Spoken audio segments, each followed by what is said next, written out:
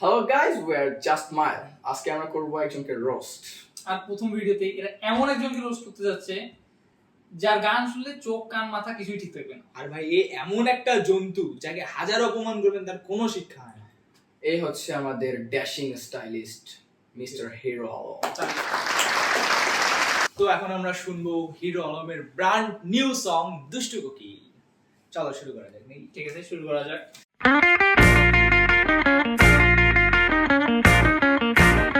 আপনারা কানে তুলাটা লাগান, আমরা এখন শুরু করব। দুষ্ট কোকিল ডাকে রে কোরিয়া কোন দেশের কোকিল ডাকে ভাই? উগান্ডা। এটা তো টার্কি মুরগি ডাকতেছে মনে হয়। ভাই হয় হিরো আলম টার্কি খেয়েছে, না সে উগান্ডা থেকে আগত, যে কোনো একটা হবে। হইতে পারে, যে চেহারা তো। আচ্ছা যাক, বাকিটা শুনি কি বলে।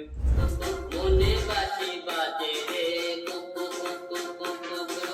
দুষ্ট কোকিল ডাকে রে ভাই থামা ভাই। ভাই আমার এই মানুষ একটা মানুষ কি খায় গান বললে ভাই এরকম বেসুরা গলা হয় ভাই।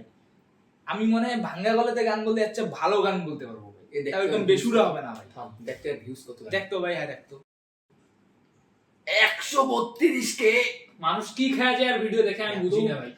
মানুষের রুচি কি এত বেশি হয়ে এত না গেছে, এত ভালো। ভাই, সি সি সি। একসাথে তো কথা বলতেও পাবো না আমি, যদি একসাথে এর ভাই। মুখের একটা কথা শুনতে মনে হচ্ছে গালি দিচ্ছে ভাই। ঠিক ভাই, এখন যদি আমাকে বলে কেউ, আমার যদি কোটি টাকা দিয়ে বলে যে ভাই এর সাথে ইন্টারভিউ কর, আমি মরে গেলেও এর সাথে ইন্টারভিউ করবো না ভাই, জীবনই করবো না। মারা দেখে মারা দেখে।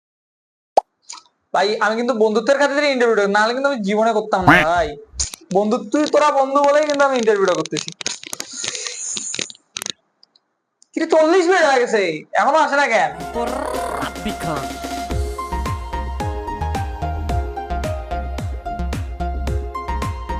ওয়েলকাম হিরো আলম ভাই, welcome to just mile interviews. Have a Thank you so seat much. Please, have a seat. Thank you so much.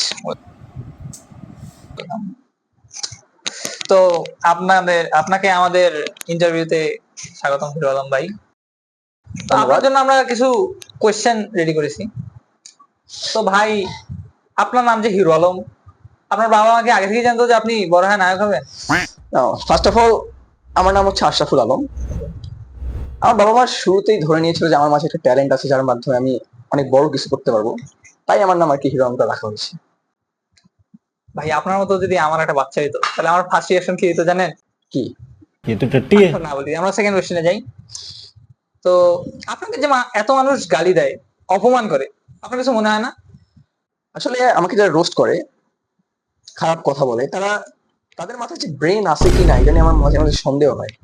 আমি তাদের কথার ধার ধারি না, আমি জানি আমার গান, আমার ট্যালেন্ট কতটুকু। হ্যাঁ, মাঝে মাঝে নিজের কমেন্ট বক্সও চেক করিয়েন। আচ্ছা, তাহলে আমরা 3 নম্বর প্রশ্নতে যাই।